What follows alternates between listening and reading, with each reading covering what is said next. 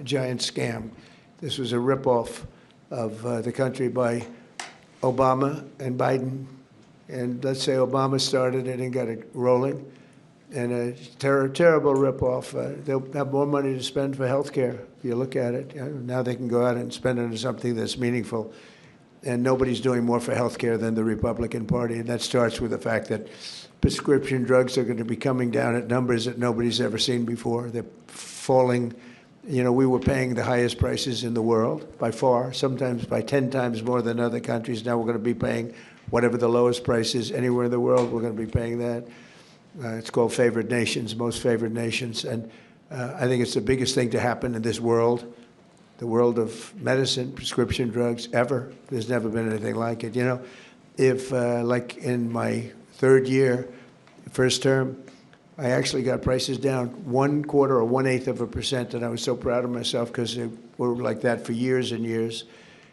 And since under Biden, they went up very, very substantially. And now they're coming down by, depending on, you could say 500, 600, 700%, depending on the way you want to, or you could say 80%. It doesn't matter. They're coming down by numbers that nobody ever thought possible. I got it all done, and I got it all approved, and all of the countries all over the world are going to pay more. They've agreed to pay more because of tariffs. I said, if you don't do it, we're going to have to tariff you, and they've all agreed to do it. Otherwise, they would have never done it. That was why no president has ever been able to get it done. Please. Yeah, Mr. President, you took more than 600 deregulatory actions in your first year here.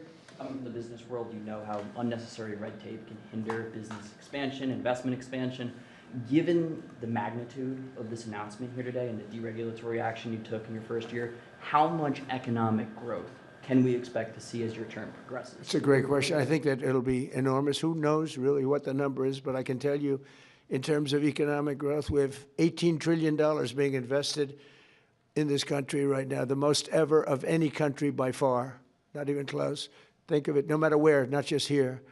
$18 trillion is coming in, and that money is being spent right now as we speak in new plants and equipments. And you may have heard Lee mention, I mentioned also, that over $100 billion is going to be spent in this very short period of time just by foreign auto companies on building auto plants in the United States. The greatest thing that ever happened to the United Auto Workers. You know, the head man was not been nice to me, but now I understand he's saying this is the greatest auto president in history. But the auto workers gave me their vote, and they knew what I was doing, and they know what needed to be done. The tariffs saved them, but this is now taken it to a level that I think, Lee, that nobody ever thought even possible. They thought this was, nobody would have the courage to do it. We have to have the courage to do it because we're making America great again. This is a big factor in making our country great. If you look at some of these cars, they didn't even work. They had computers all over the place trying to save a half an ounce of fuel. We have fuel for the next 500 to 1,000 years under our feet, and they're trying like hell to save a half an ounce of fuel. The whole thing is just crazy.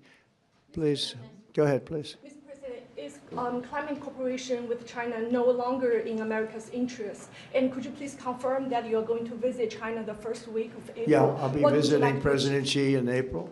Look forward to it. He's coming here later in the year, and I look very much forward to it. No, our relationship with China is very good right now, and this is, you know, not relevant too much having to do with China, what we're announcing today. But no, my relationship with President Xi is very good. Yes? Mr. President, following your meeting with Prime Minister Netanyahu yesterday, has your thinking changed at all as it relates to these negotiations with Iran or the timeline with Iran? We have to make a deal, otherwise it's going to be very traumatic. Very traumatic. I don't want that to happen, but we have to make a deal. They should have made a deal the first time, and they got Midnight Hammer instead.